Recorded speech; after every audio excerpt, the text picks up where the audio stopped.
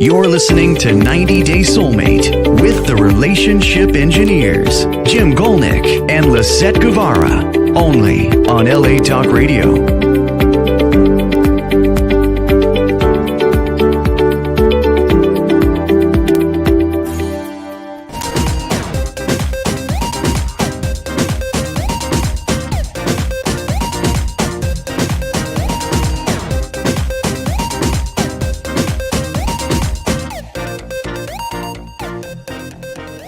Welcome to 90 Days Soulmate with Lisett and Jim. We saw last night the movie Sly. It's the movie about Sylvester Stallone, the making of Rocky, his whole acting career, and his life in general, all through the lens of the camera. Yeah. His success. And people think, maybe they only see him as the actor, where he plays that, the Rocky type character, the Rambo, or that one with the group Expendables, these three types. So he has franchises in these types of movies, and he's been very successful with it. What we were surprised at is that the actual story of Sylvester Stallone and how he became the character Rocky, it's an amazing story. It's not one of, it took no effort. He couldn't get cast as a character in or a leading man because, one, he had a kind of paralyzation of part of his face from when he was born. He started playing little roles as thugs because that's all they would cast him, like a supporting character. And he really wanted to be in movies. That's all he thought about. That's since he was a little kid, he thought that's what he wanted to do. And this is a little bit of paraphrasing about the movie, but he decided that he needed to write. So before the making of Rocky, he had completed something like 16 screenplays. We're not destroy the story with the people want to see the show, yeah. But it's what's really interesting about the whole thing is the actual amount of effort that he put in. And consistent and move forward. Keep going. Yeah. He did make a couple of good comments in the movie, which I'll let you watch. It's really a good movie. It gives you a much broader perspective on Sylvester Stallone, the artist, the writer, the director, and the actor. That gave us the thought of... What is the title for our show? Today's show, The Effort Dilemma. The Effort Dilemma. Dilemma or dilemma? It's not a lemon, it's not a llama, it's dilemma. Dilemma. So it's the problem, the challenge of effort. Because it almost seems like the more effort you make, like psychologically and physically, it feels that the more effort you make to have to do something, the less successful you are at doing it. At least that's what people think. Okay, somebody who wants to climb a mountain, become a mountain climber, or you just have an idea yourself, what do I want to do with my life? And I want to go and climb a mountain. I think it would be really cool to go up to the top of a mountain and see the world from 10,000 feet in the air. I've never done it. So should I just go out and start climbing a mountain? How successful would I be? Yeah, you need some kind of training, learning. Right. But I can have the dream, right? I can dream of climbing a mountain and just never do it. I can watch other people climb a mountain and never do it. So the effort dilemma is that the goal of climbing the mountain isn't the effort you're putting in as you're climbing the mountain. It's all the stuff you're doing ahead of time to prepare for the climbing of the mountain. And when you are successful in preparing for climbing the mountain, then it appears that climbing that mountain takes little effort. Even though it's very difficult, if you talk to someone who's climbed mountains for years, you're like, oh, it's so easy for you. For me, it's so difficult. And the point is, it's not easy for them. It's that they have the capacity and they've done the activity where they've grown in both activity and capacity to a point where it seems like effortless success. So the point that we're going to work on today is how to get to a point in your life, in whatever it is, where it seems like effortless success, although you will have known you've put in the activity and you've increased your capacity to be successful in whatever that is. Right? Okay, yeah. So we're going to look at those two dimensions, right? Dimension of capacity, dimension of activity. Effort, yeah. And the result of the... And those two things, because it's effort in both of those things that lead you to what appears to be success without effort. Right? So we'll talk about karate, we'll talk about music, we'll talk about business as we continue on with today's show. So, some of the questions, what do we have here? What is effort? Why do some people seem to effortlessly achieve success? And why do others struggle with thinking or doing? So they have a thinking or doing struggle. Like it's so much of an effort. I don't even know where to begin. I don't know where to begin. It's so hard. Since it's so hard and I can't think, I'm just going to not do it, but I want to do it. So it's a dream, and they can't take that step of making it a reality. So, for instance, and I'm going to go back to us for a moment here, is that we've written a number of books now, and we've helped 8 people write their books, maybe more than that by this point. But we have just a couple right here on the desk, which is how to write a book in 90 days. 90 Day Soulmate, the story of love. Oh, here's one on HR. It's on E6. It's for excellence. It's a little bit about human resources from my, what is that, IO, Industrial and Organizational Psychology studies that I did. We've written a book called While Victoria Dreams. Before we wrote any books, we didn't have any idea what we were doing. And that was a struggle, right? Yeah. So a couple of things is that we both went to school. We were talking about this before the show. What was your undergrad degree in? Information engineer. Information engineer. Why did you go on with your degree? Why did you go to the next degree? Because I feel that I need to combine my career with something else to have a better view of the business. So I've been to industrial engineer master degree. And you had to study and do courses and learn and build your knowledge and experience in that area. Yes. But without it, could you do what you do today without the different educational backgrounds you had? Maybe, but it become difficult because you have one really good fundamental knowledge that is easy to get at any kind of process in my current life or work. And in my situation, I went for engineering. I dropped out of school. I went back to school. Why go to school? I wanted to be a musician at some point. I was not terrible at being a musician, but I thought I was creative. But there was thousands of really good musicians. And I realized, I need to earn something. So I ended up going back to school. I thought that was so much of an effort. Why go to school? I'm never going to use it. And then from engineering, I'm like, okay, I'll go into sales because I liked activity more than sitting behind a desk and doing things. I'd fall asleep behind a desk. Again? What? No snoring back then, though. Just now. I snore now. But the point is that at that point, I'm going, okay, I'm an engineer, but I'm in sales. How do I relate to the business people better that I'm trying to sell things to, engineered systems? I thought maybe an MBA, a Master's in Business Administration, would help me relate to the people I'm trying to sell to try to relate our systems and their benefits to what they do in their business. So it wasn't that I just am going to school for education for just, what is that called? Education's sake. The goal was I wanted to make it easier for me to sell at a higher level by doing work now and preparing, increasing my capacity, and doing activity. So increasing capacity while doing the activity that move you towards the success. Exactly. So this is going to be our continued conversation today. I have a great picture, Lisett. Let's see if we can find it here.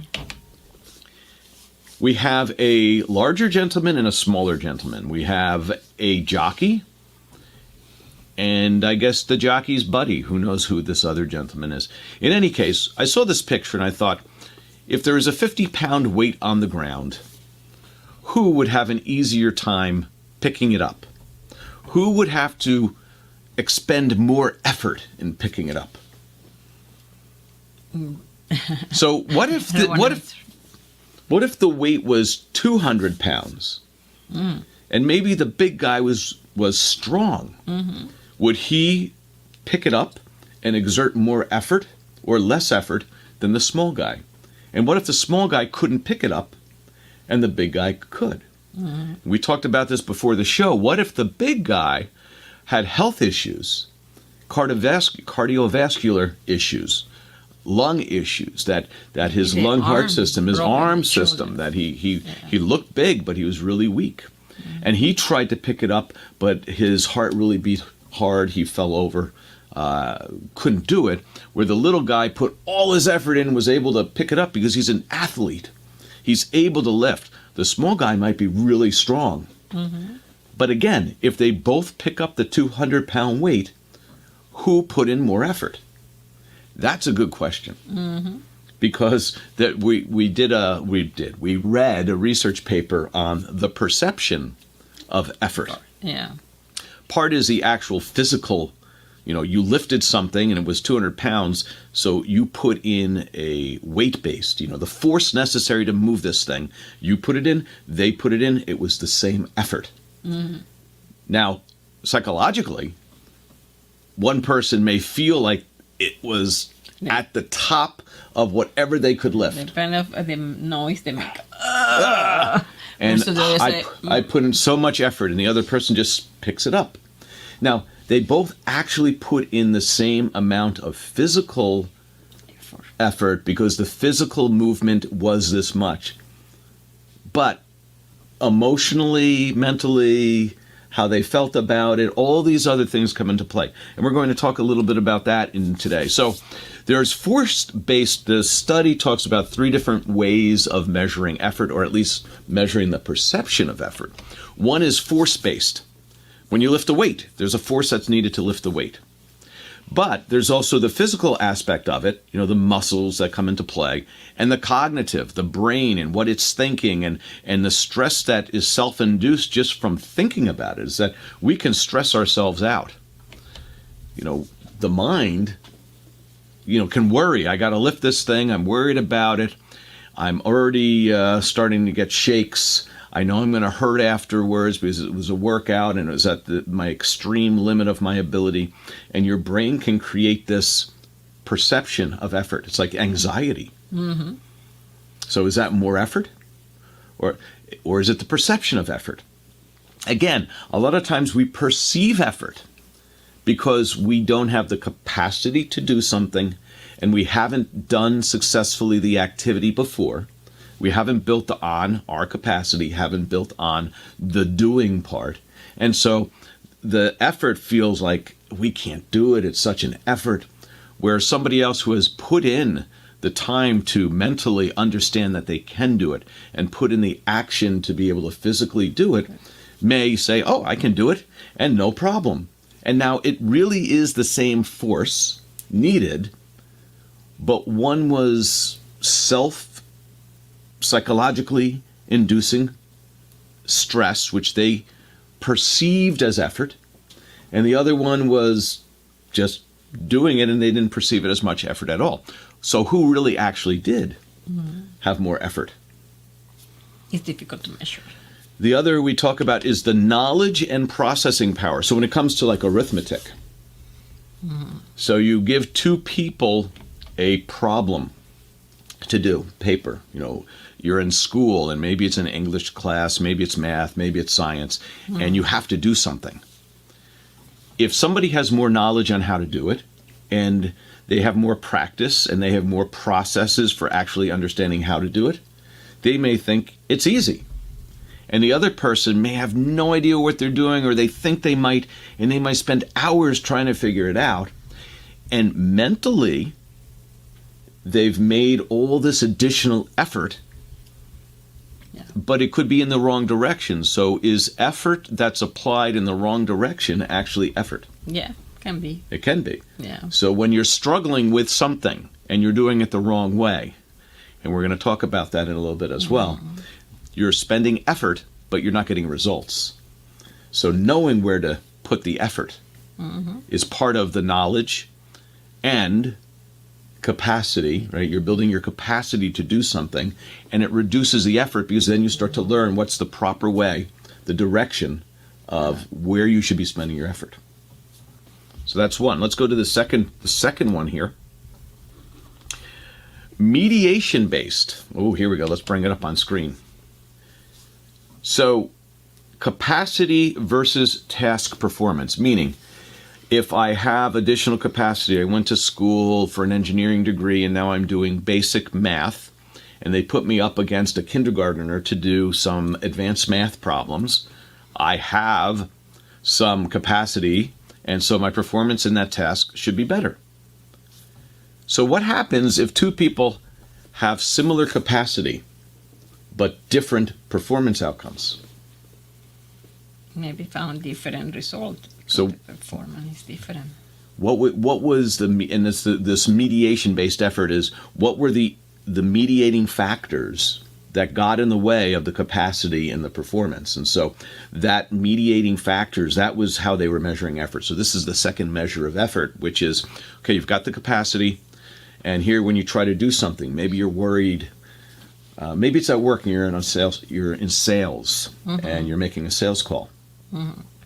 And now you have the same capacity as another salesperson to make that sale, but you just had a problem at home with your significant other, that the house was flooding and you had to leave to make the sales call, and that's all you're thinking about. So now you're trying to make that sales call and all these other things are going on in your mind, which makes it, you have to take effort to start thinking about the sales thing and not thinking about what's going on at home. So these things can change your outcome. So you have the same capacity, but these mediating items, these things like the flood at home, makes it feel like it's more effort for you to get this done. Oh, it's so easy for you. So difficult for me. You don't have the same problems I have at home. Exactly. Right? So we use these things as ways of explaining away why I'm not getting the same results that someone else is getting. Or they're not getting the same results as me because I make more effort.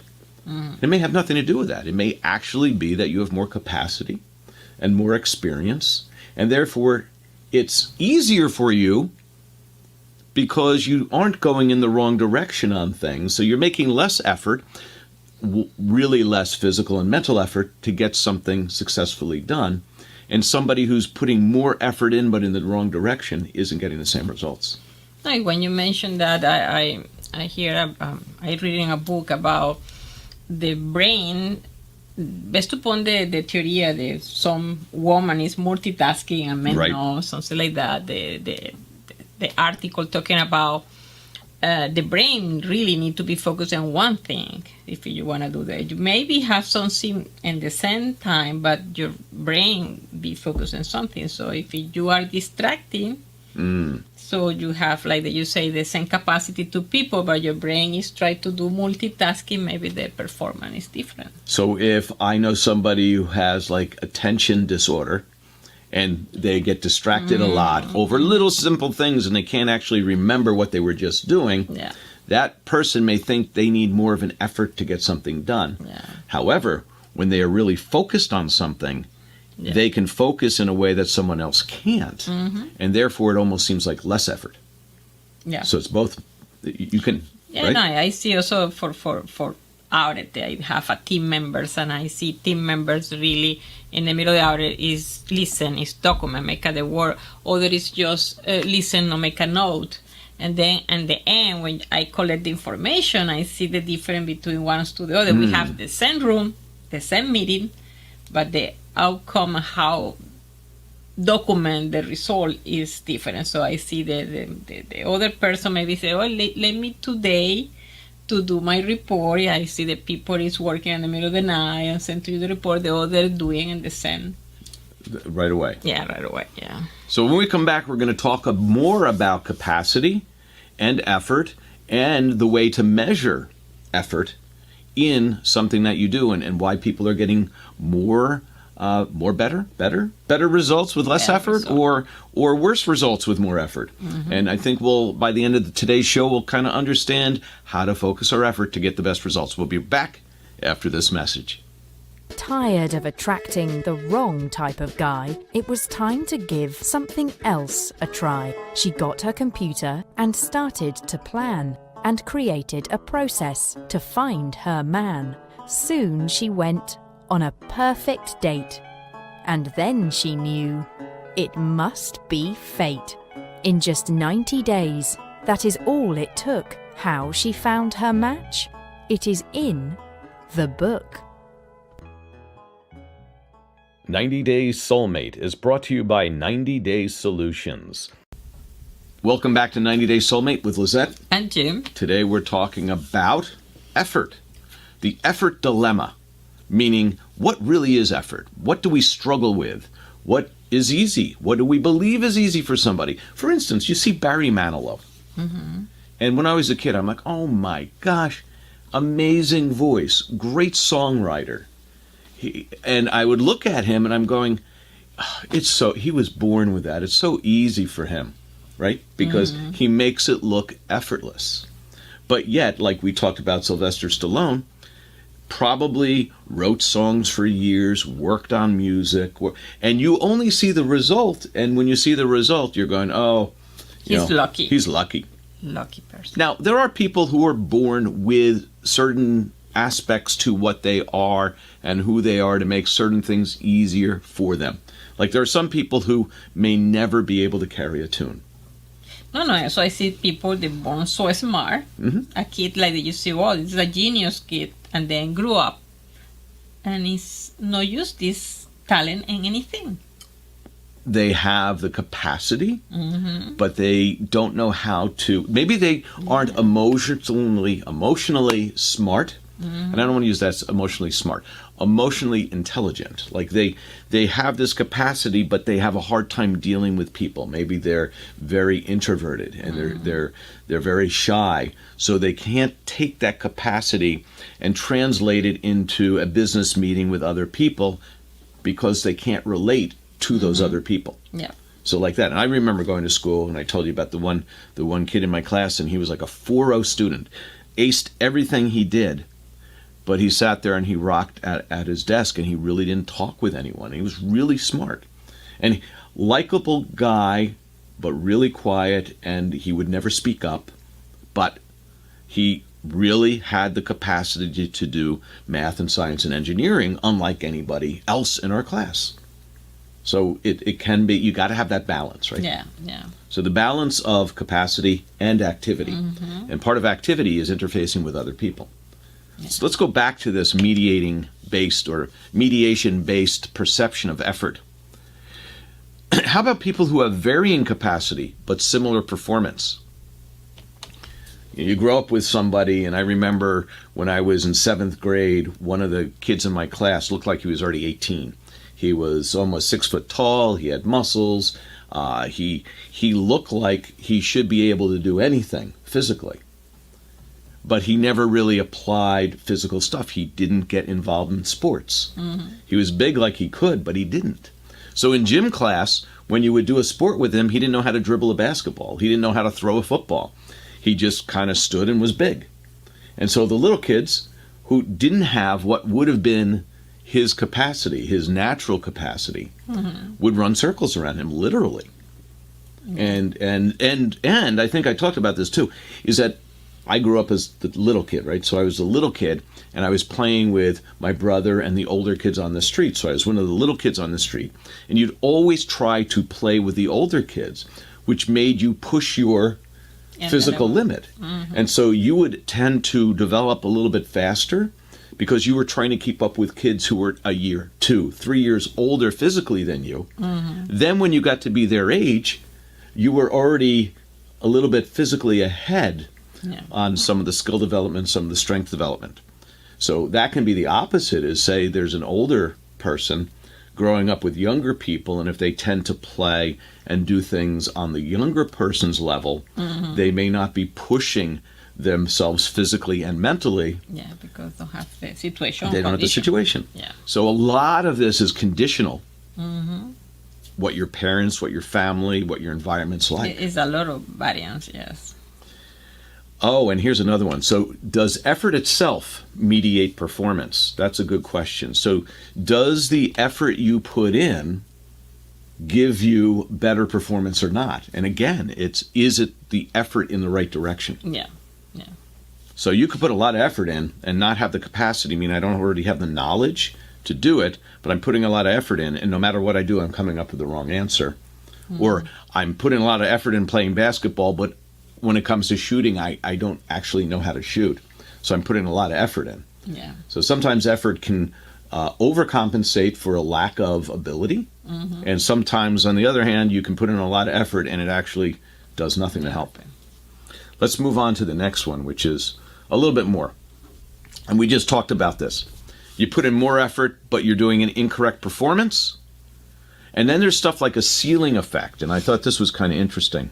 So physically, how much effort does it matter? How much effort, the perceived effort? You have a big guy and a small guy, and they go to lift a truck.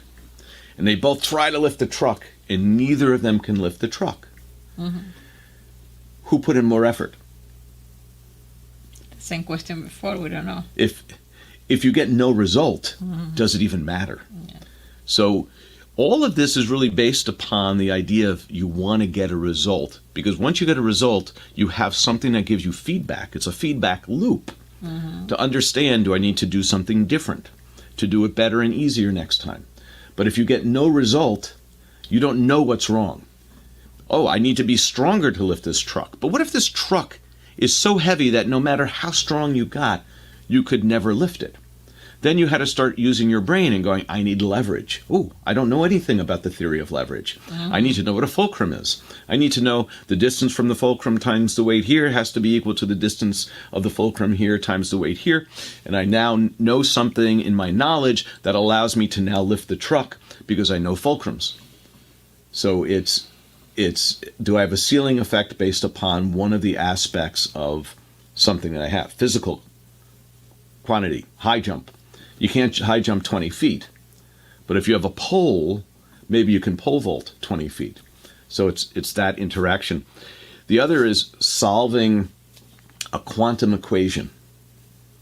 You have somebody who's in elementary school, somebody who is in middle school. They have certain levels of math. The one in middle school is way beyond the one in elementary school.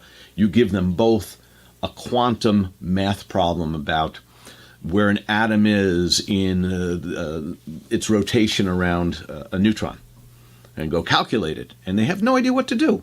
It doesn't matter that one's here and one's here. That ceiling effect is they can't get to it. It's a limit. Yeah. So these are all mediation based. Is the amount of effort, does it change the outcome? And then finally, there's something called, so the first one was force-based, the second was mediation, and the third one is resource-based. The amount of mobilizing, investing resources on trying to get an outcome. Are these depletable or infinite resources? There's an assumed relationship between resources and performance, and effortful versus non-effortful actions. So let's go about what resource-based is. Resource-based could be something like this, is that we need to move rocks from the backyard to the front yard. I remember that. Okay. So I need a shovel, I need a wheelbarrow, I need these things, and I'm going to get that stuff, go, load it, and do it. And then I've applied resources. So there was effort involved in getting the resources and doing this. So what if they're depletable or infinite. The wheelbarrow maybe is infinite, that I can continue to use the wheelbarrow over and over and over. But if it's something that is used up in the process, it becomes depletable. So measuring the effort needed based upon all the resources that you have to apply to get it done is another one of variance. Varying and also measuring effort. So one of those things could be is that I need to play another team in baseball. So I got to go to my friends' homes, knock on their door and say, hey, Jimmy, hey, Bobby, hey, Sue, do you want to play baseball? Can I get your bat? Bring your ball, bring your gloves, and you get the team together. Now you've created a network of people. You've played that game. You may or may not win, but you put in an effort to get resources together, and you can say, I had the knowledge of who the players were. I knew what equipment was needed for the game. I knew where to direct them to go. I knew what position each person had to play in. And so this is, quote, an effort. And it's an effort of collecting and assigning resources. That's synergy. And utilizing other people. So part of my capacity and activity, and we're doing these two dimensions, capacity and activity, is networking, knowing people. Who do I need for these things? And these are things that we have to increase our capacity in order to understand and do the activity to see what challenges we face, to figure out what do I not know? What resources do I need? The more we can learn and increase our knowledge and our capacity physically and mentally, and the more we can actively pursue whatever it is we're trying, whether it's guitar, business, karate, mountain climbing, the more we get involved in those two dimensions, the activity itself and learning and physically being more capable of doing something, the quicker we can move to that point of the target, as well as look like, oh, it's effortless for you.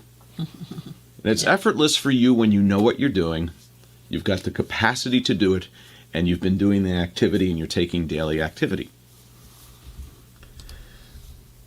Here are a couple things.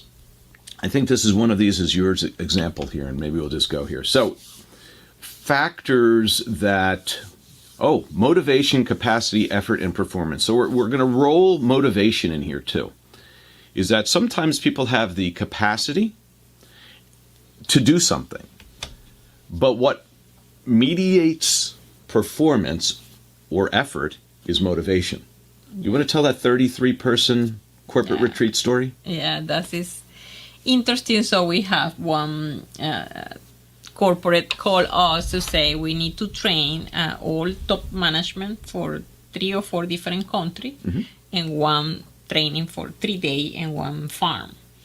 So we set up completely the farm for different challenge. So like the people do physical and mental challenge to be involved all team. We have more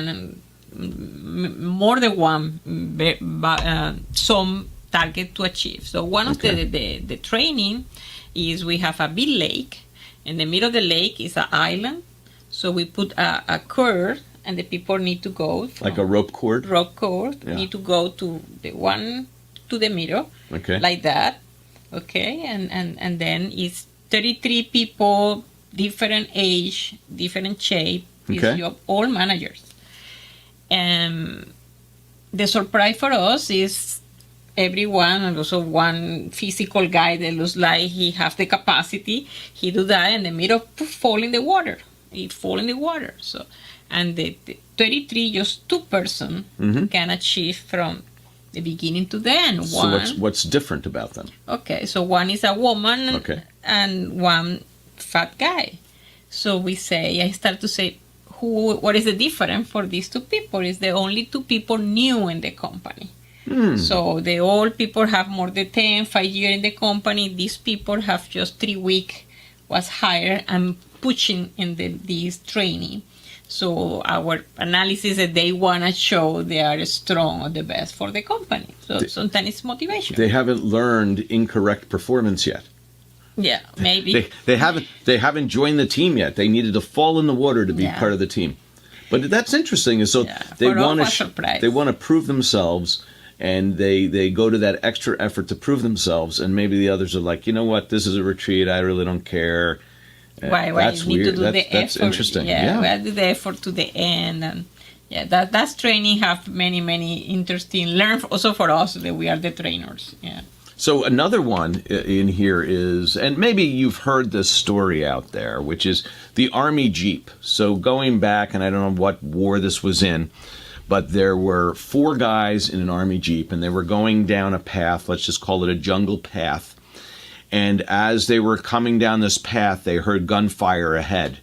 And the lead guy in the Jeep told them, he goes, hey, there's gunfire ahead. We got to turn the Jeep around and go backwards. But there was no room to actually turn the Jeep around. So they all jumped out of the Jeep, went into the jungle for a moment. And you know the story. They talk to each other, and the leader goes, okay, we have one chance to survive this. One chance to survive, or they're going to come and ambush us and kill us. We have to go out there, everyone grab a corner of the Jeep, pick it up, and we're going to turn the Jeep 180 degrees. We're just going to pick it up and turn it around. But we have one chance to do this. We've got to do this now. Okay, everyone ready? Ready? You're going to die if you don't do it. You're going to help each other out. They run out onto the road, lift the Jeep up, turn it around 180 degrees, jump in, and with bullets flying over their head, they make it back to the camp. So they tell this story. And I heard this years ago, so this could have been who knows how old. They tell this story to their buddies at camp. And the buddies at camp say, there's no way you lifted the Jeep up. And they're like, yeah, we did. This is what happened. And so they were bet by the other guys that they couldn't lift the Jeep up. So the 4 of them go out, they go to the corners of the Jeep, and 1, 2, 3, they can't pick the Jeep up.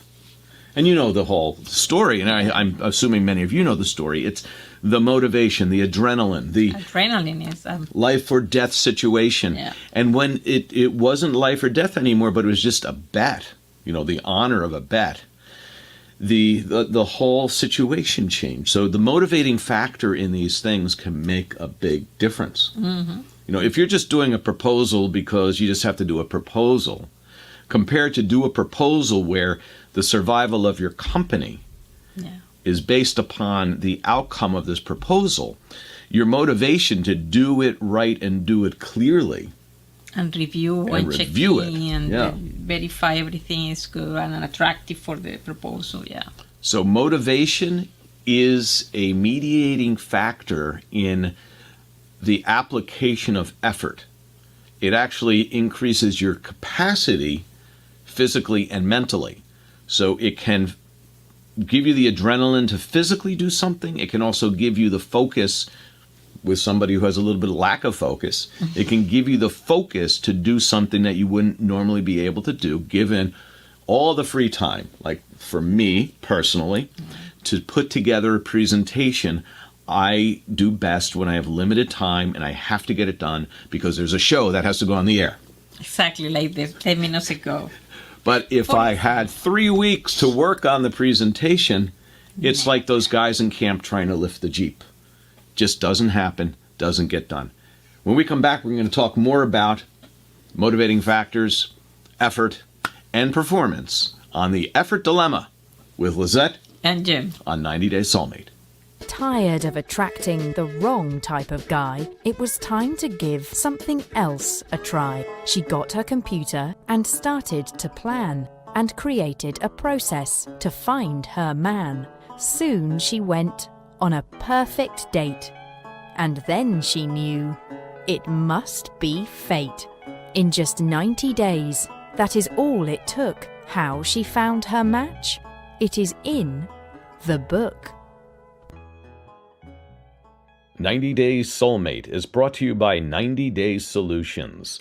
We just talked about 3 ways of measuring effort, which is force-based, which is mediating-based, what type of mediators make a change in performance, and the last one was resource-based. What kind of resources are necessary, whether it's your own resources in your brain, your body, or outside physical elements like a wheelbarrow, friends, baseball players. We talked about that, putting a baseball team together. If you needed to get somebody's help on a business proposal, those would be the types of things, reaching out to people to help you. the resources that you are able to employ. Now, it may reduce your own effort by having the ability to network with those other people, but part of the effort is knowing who those people are, knowing where the resources are, what's the best way of putting them together to get the outcome. Part of the effort is you can make a big effort, but get the wrong people with the wrong equipment to do the wrong action, and you do all this, what appears to be effort. But if it doesn't get you the performance, What did you expect? is that more or less effort?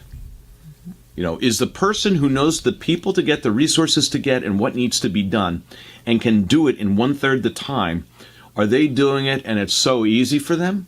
Or have they already put in the work necessary and the effort necessary to get to that point, increase their physical and mental capacity and the activity of doing? Part of the effort is why. Why should we do it? What's the motivation? We talked about the motivating factor, and as well as action. One last thing that I want to mention on action is if you're trying to achieve something, if it's learn something new, work on something new, increase your business, be an actor, be a musician, be a sports person, you want to do some kind of daily action, early action, often action. Action itself leads you to what's next. What do I need to know next? You can think, and I think the best thing to do is go to that chart. Let's see if we can find the chart here. Wrong button here. I'm going to go right here. This is our 90-day performance chart. When you start something new, if you see in the bottom left there, when you have low capacity and you're doing low activity, you're basically dreaming. You come up with ideas. You come up with what you'd like to do. But you're really setting goals and desires. We've talked about this before. We've talked about the law of attraction.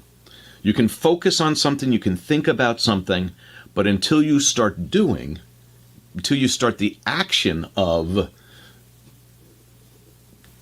trying to achieve something, you don't start figuring out what you need to learn and what you need to do to make the law of attraction actually work for you, which is you can be focusing on something, but once you start learning, you understand what you need to learn, and once you start doing, you understand what you need to do. That's when the law of attraction works for you. But until then, when you're just saying, I want to climb a mountain, and you're not doing any activity, it becomes just a dream. Let's go to the next thing. Is No, that but you showed. Okay. Yeah. now? Well, we talked about that a little. So down in the bottom left, when you're just starting off, and this is how somebody starts just learning. This is how somebody starts a business. This is how you start in music or in karate. That you have an idea, mountain climbing. I've got a dream. Now you start thinking mentally and physically, what do I need to do to prepare to be able to do this? Maybe it's you want to be an accountant, so you need to go to school for accounting. So you start working on the mental and physical preparation as you're doing some activity towards it. And what typically happens is that you think you're really prepared and you think you're at the top of that mental and physical preparedness. And then as you're doing the activity, you realize what you don't know. Mm-hmm. You realize that, yes, I'm really good at climbing a mountain using my hands and feet, but there's periodically times where I need to only use my hands to get from one ridge to the other, and physically I haven't prepared. So now I'm realizing I have a lot more to learn. You know, there's this thing about I don't know what I don't know. Mm-hmm. Now you start to know, and then start to realize what you don't know, and now you know what you need to learn and what activities, right? Mm-hmm. So I like this is that if you look at this curve that goes through these 4 quadrants, you go from your dreams, your goals, your visions, to the preparation and now activity.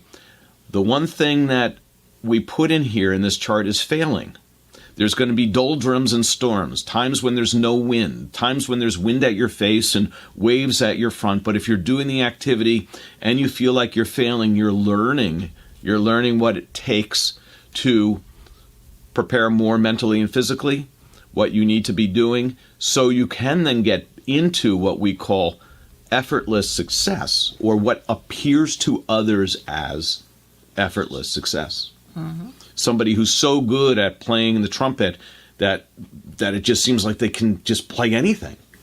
You know, that you've seen tennis players that are just so good. How can they hit a ball that fast? Yeah. That it seems effortless, but they've put in so much work to appear effortless. Let's talk about I know you wanted to talk about the rest of the arrow, right? So. It's okay. No? We'll talk about the rest of the arrow now. We'll come back to some other stuff in a minute here. The rest of the arrow is that when you've done loads and loads of mental and physical preparation, and you've done the activity, and you start learning all these things you need to do, and you failed, and you start to become successful, there's a point where you are doing things with the network of people you know, the tools that you have, the resources you have for research, for making a presentation, for presenting in front of other people. You're doing that and it seems effortless. Maybe there's a point in time where you want to now share your success to others. Or maybe it's not even your success, but your process of success. Yeah. And when you can share a process of a success, it's teaching someone to fish and not giving them a fish. Exactly. Right? And you inspire people. You inspire people. Whatever it is that you do, you can help someone learn how to follow your process and do it. If you've been through the trial and errors, when you've gone through the failing, you can help them. And maybe part of it is you've got to help them fail faster. Help them learn. Do the activity. Do it wrong. Get it right. We talked about, what was it, karate? Oh, here we go, karate. So here's 3 examples: karate, music and mountain climbing, business success. Actually, that's 4 examples. But let's just talk about karate for a moment. My dream is to be a black belt. So I go to a karate class and I tell the sensei, I want to be a black belt. Teach me the black belt katas. And I want to be a black belt now. I want to test to be a black belt. And the guy's like, what? You need to be a white belt. You need to know that you don't know anything. And you need to know that you have to learn not only the correct positions of all, where a punch comes from, where a kick comes from, the stances, the power. You have to learn that, and the discipline. And mentally, you have this path of development that has been put together over hundreds, if not thousands of years in some of these disciplines, of how you are brought through the ranks, where one rank builds upon the next and the next and the next and the next. There's time, there's action, there's knowledge, there's physical capacity, So again, the capacity is grown in knowledge and physical areas, and the activity is done. But there's a path to do it. Yeah. So when you see a black belt doing a kata, and it looks beautiful, and it looks like there's very little effort without mind, right?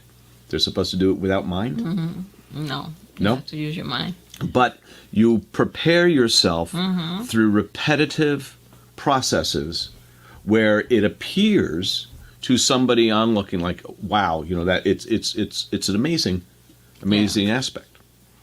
Business success comes the same way. Is that very infrequently does somebody just start a business and it's successful. Even if you start a food truck, you'd start a food truck. If I wanted to start a food truck and I've never done anything with food before, and I've never owned a truck before, and I don't even know how to drive, it's going to be kind of difficult. Yeah. Am I a good cook? Do I make good food? Where do I park? What permits do I need? I don't know any of this stuff. So you have to do research and you have to do activity. Research and activity. Should I move to the last thing here? We're almost done. I think we're pretty close to done. We've got 10 minutes here. Wow. So I'm going to go to our last slide then, which is right here. Performance. Your performance in anything you do, the greater your capacity and the more directed your activity, the less effort others believe you make. When you get to a point where you've got tremendous capacity and stuff you've learned and things you've done, physically and mentally, and you've gotten years of that activity under your belt, experience. You know what you shouldn't be doing. You know the areas you shouldn't be wasting your time in. You know, anything that takes brain power, physical ability, and experience. It looks like you are effortlessly being successful when you've put all the effort in to build your capacity and do the activity. Thank you for watching 90 Day Soulmate with Lisett and Jim. Have a great, successful, and effortless week. See you next. Bye-bye. You're listening to 90 Day Soulmate with the Relationship Engineers, Jim Gulnick and Lisett Guevara, only on LA Talk Radio.